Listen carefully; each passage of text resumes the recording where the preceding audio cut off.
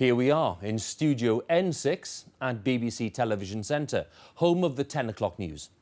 In half a century of broadcasting TV news programmes, so much has changed, and by today, immediacy is one of the prime advantages of our medium.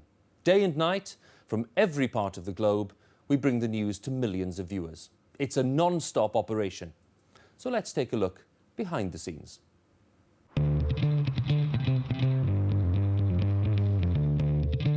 BBC Television News makes a dozen different programmes each day, as well as producing BBC News 24 and BBC World around the clock. That's all for Newsnight tonight. There is, of course, round-the-clock news coverage on BBC News 24, which is on cable, satellite and Freeview.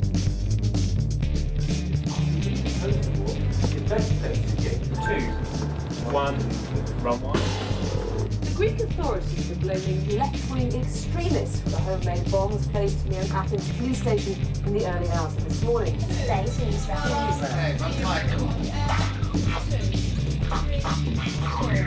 More than two-thirds of adults here in the United Kingdom tune into BBC Television News each week. It's not clear who set off the bombs. It's headed to Athens just now.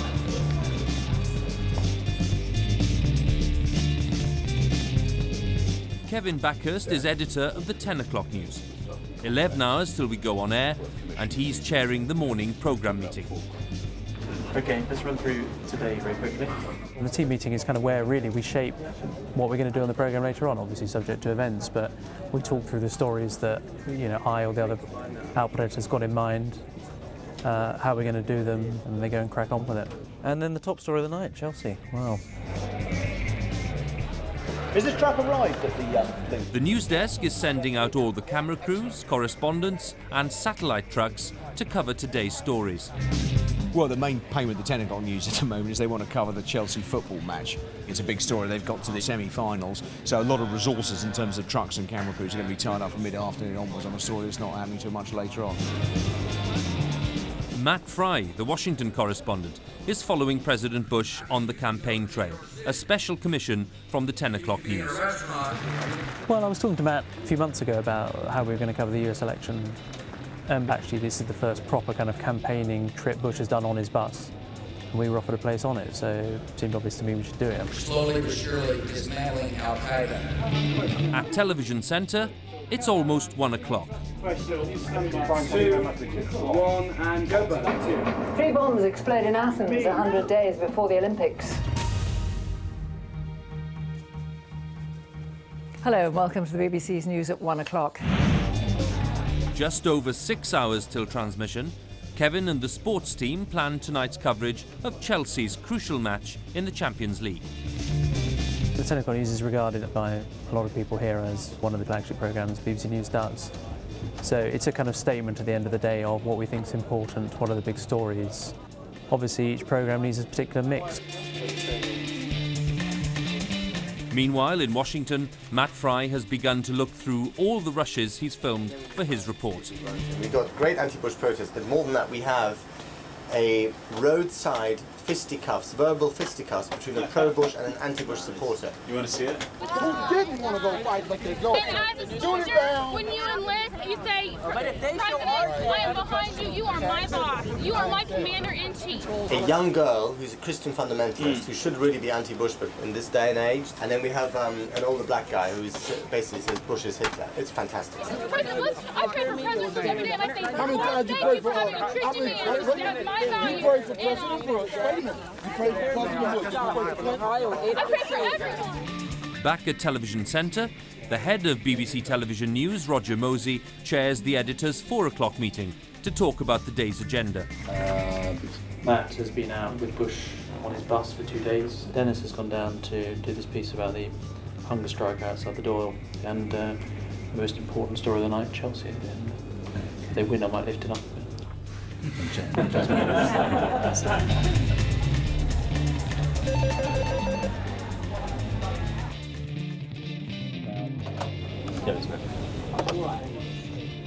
Hiya. Hey, how's it going? All right.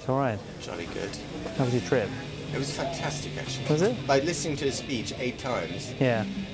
Same speech, presumably. The same speech with a few kind of, I mean, the Kerry jibes kind of changed a few times, but I mean, you know, you get the message of what, you know, and you really sort of understand what he's trying to do to get re-elected, and it's all about the war, basically. Right. One of the main things is just to show what it's like out and about with Bush, and the fact you've been out with him for a couple of days. Yeah, sure. Yeah. Yeah, no, lots of shots of being hassled onto buses. Quite nice. This idea of, I mean, I think to keep in the middle, very briefly, this sort of the breathlessness of it. Get on, you know, get to the next, you know, get to the next location. One thing after another. Good. Okay. Excellent. All right. Ciao. Good. Bye. Bye.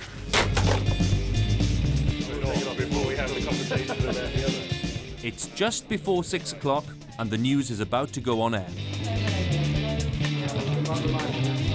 What other families? You know, Doreen says she's still looking for justice. What are her options now? I'm going to see what the Six are doing. I'm looking at. I see you. At 6 o'clock, no justice for Stephen Lawrence's family. A new trial is ruled out. His mother says she's angry and devastated. The Attorney General has now widened his review to include cases of origins completed and believes 5 people. 5.5 million people watch the 6 o'clock news every day.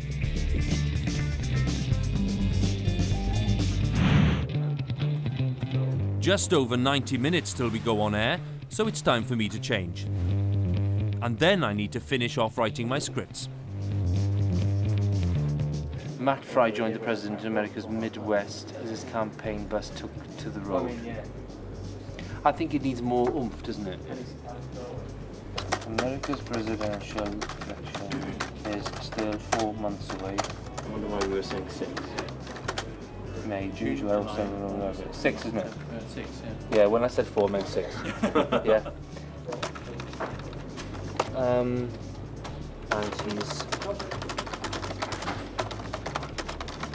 he sent us this special report. Our correspondent Matt Fry has been travelling with the Bush campaign team in America's Midwest. He sent us this special report. Done? Very much. In the BBC's Washington bureau, Matt is putting the finishing touches to his report. Anytime you're ready. Time to head back to Washington and to a sobering thought. No matter how hard Bush campaigns, it is events he can't control that will probably decide his fate. Matt Fry, BBC News, travelling with the President. Matt's piece will be transmitted by satellite back to Television Centre. The pictures come here, the Satellite Coordination Centre in London. It brings pictures in from all over the world and routes individual reports to separate edit suites. Oh, yes. Cheers for Chelsea. Fantastic. Well done. Very good. I'll do that. The 10 o'clock news edit suite in London is waiting to take in Matt's report. Can we roll it back? Roll it back. So find out which suite they're in. Suite 11. Hello, Washington. We can see a tent.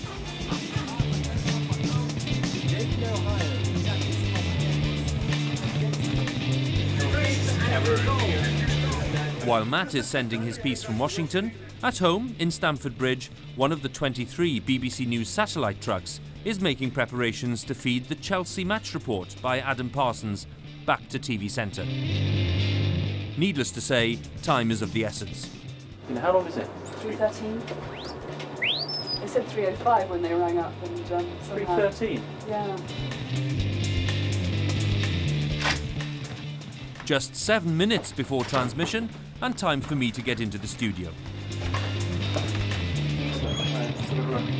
Okay. Yeah.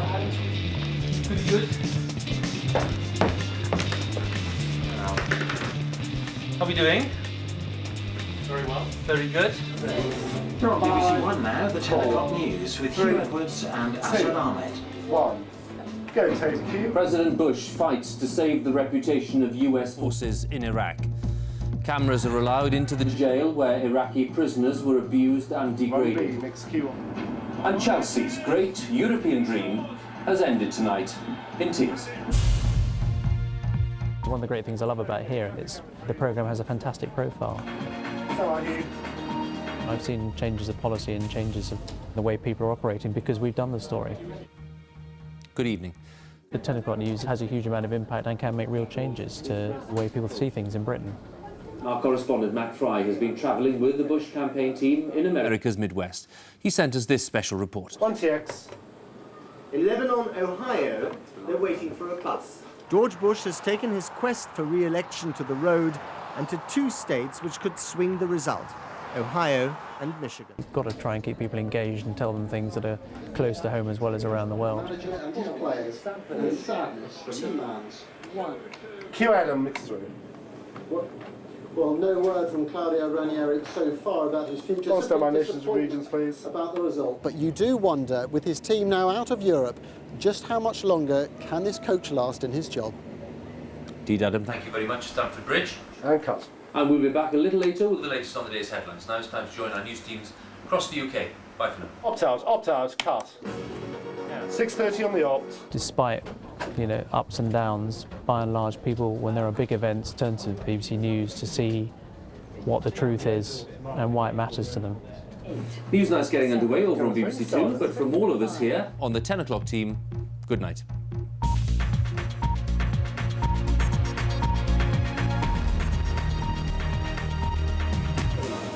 2, 1, and they've gone.